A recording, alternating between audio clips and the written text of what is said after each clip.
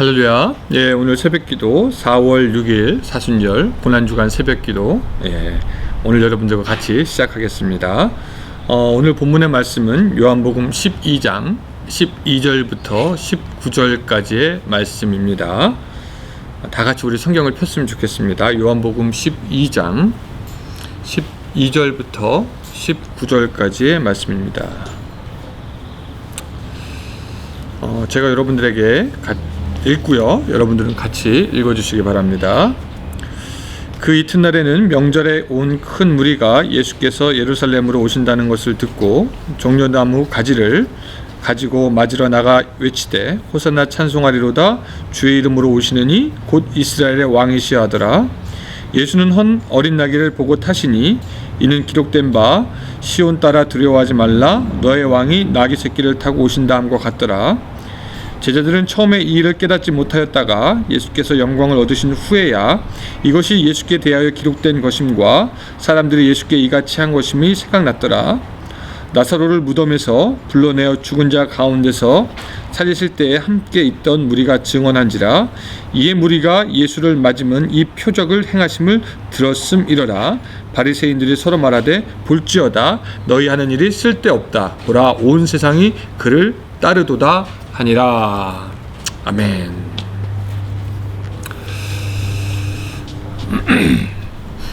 그 코로나 바이러스가 새롭게 만든 풍경들이 몇 가지가 있는 것 같습니다. 첫째는 트래픽이 없는 도로입니다. 여러분들도 경험하셨겠지만 이 바이러스 때문에 다니는 사람이 없기 때문에 도로가 조용합니다.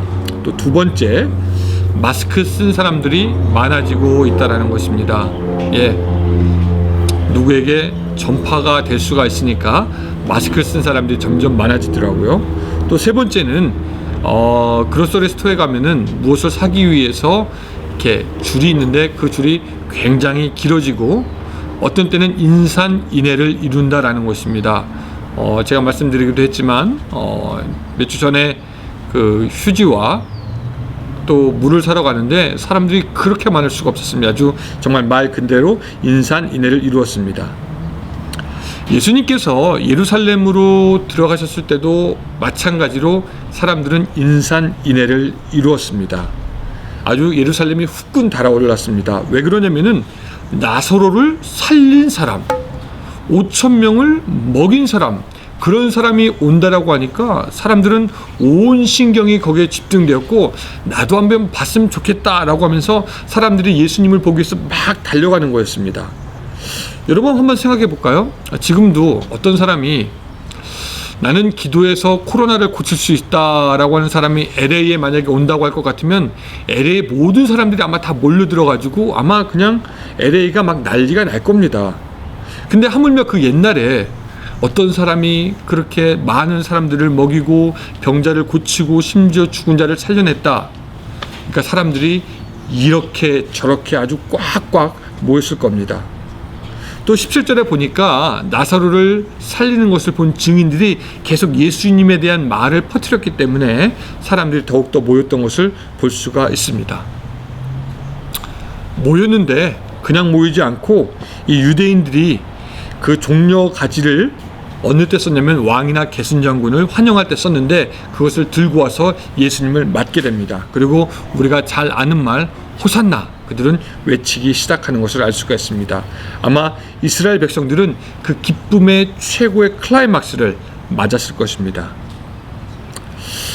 그때 예수님께서는 이제 그 나귀 새끼를 타고 이렇게 들어가시는 것을 우리가 볼 수가 있는데 여러분 만약에 예수님이 그 나귀 새끼를 타지 않고 백마를 타고 들어가고 또한 12제자로 아주 좋은 옷을 입혀서 호위하게 하고 뿐만 아니라 밴드를 만들어 가지고 음악을 연주하게 했다면은 얼마나 멋있었을까요?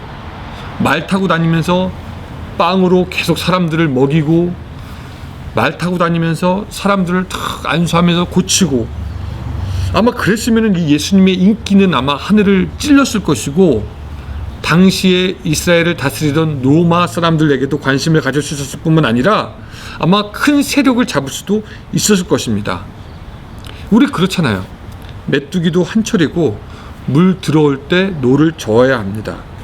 이스라엘의 큰 부흥을 새롭게 시작할 수 있는 그때 예수님은 도무지 이해할 수 없게 그냥 아무것도 아닌, 어쩌면 아이들도 타지 않을 것 같은 나귀를 타고 예루살렘으로 입성하는 것을 볼 수가 있습니다. 아마 제자들이 봤으면 그렇게 생각했을 겁니다. 저 사람 참 야망이 없는 것 같아. 저거 왜 그렇게 좀 공상맞게 그렇게 들어가나 라고 하면서 생각할 수 있었을 것입니다. 근데 여기서부터가 진짜 문제입니다. 사람들은 그렇게 예수님을 막 환영했습니다. 그리고 무엇인가 더 큰 기적을 보기 원했고요. 뭔가 좀 짜릿한 것을 경험하기 원했습니다.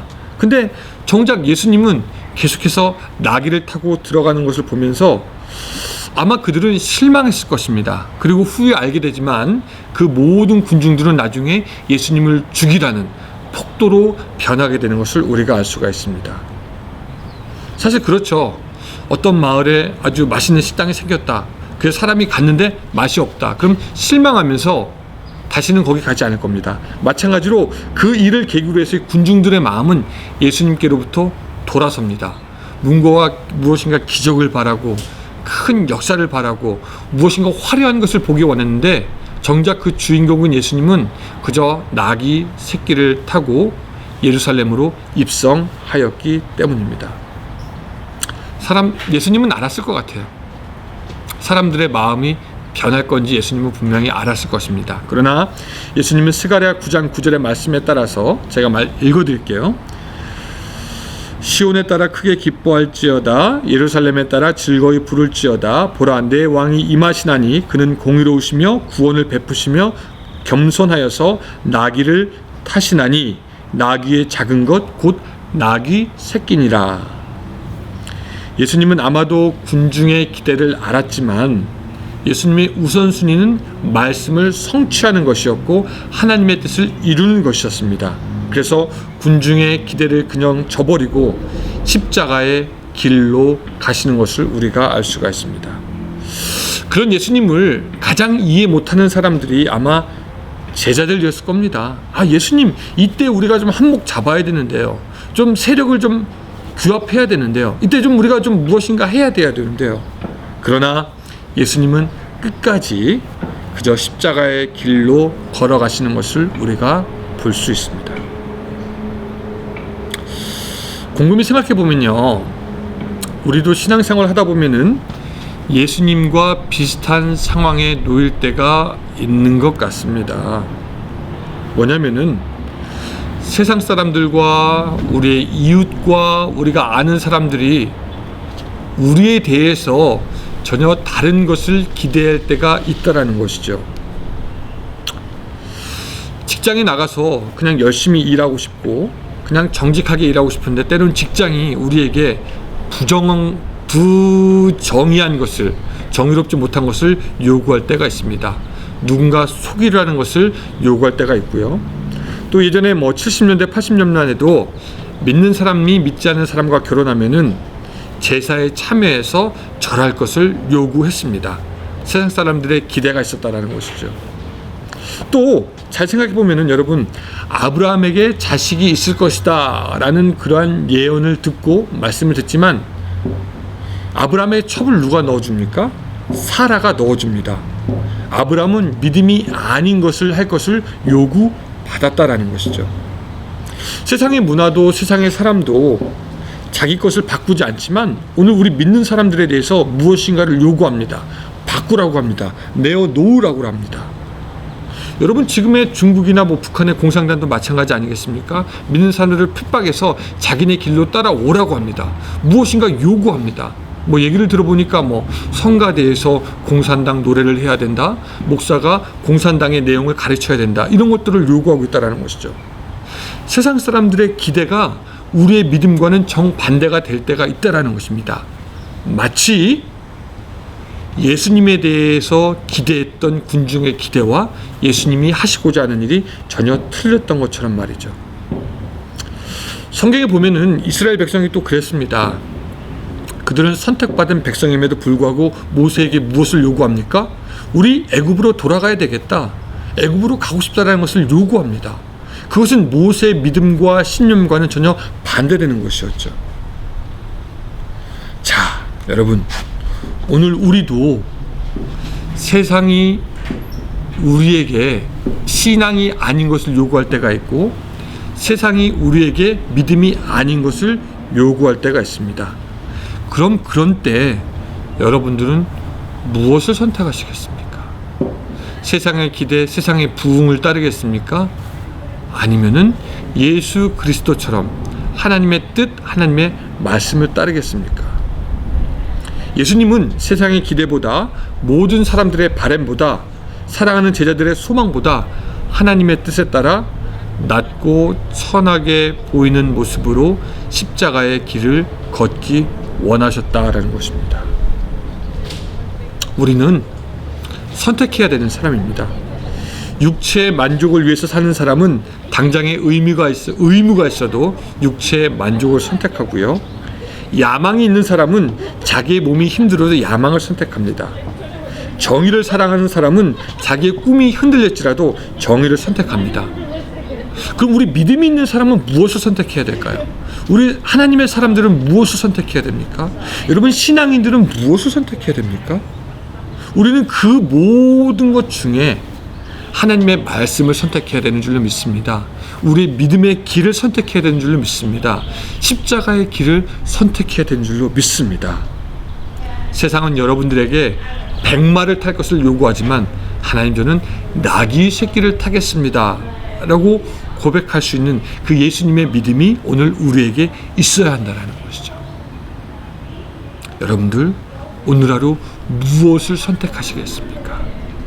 예수 그리스도의 길, 십자가의 길을 담대하게 선택할 수 있는 그런 여러분들이 되시기를 주님의 이름으로 축원합니다.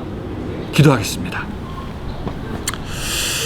하나님, 예수님은 세상의 기대, 또한 제자들의 소망, 사람들의 바램보다 오히려 낮고 천해지는 십자가의 길을 선택하셨음을 우리가 기억하여 봅니다. 하나님, 오늘 우리도 이 세상의 기대나 이 세상의 바램이나 사람들의 소망보다 오히려 십자가의 길, 말씀을 따라가는 우리들의 삶이 될 수 있도록 도와주시옵소서. 매일매일의 삶에서 결단해야 할 때 하나님의 길, 하나님의 것, 하나님의 원하시는 것을 선택할 수 있는 오늘 우리가 될 수 있도록 도와주시옵소서. 예수님의 이름으로 기도드리옵나이다. 아멘.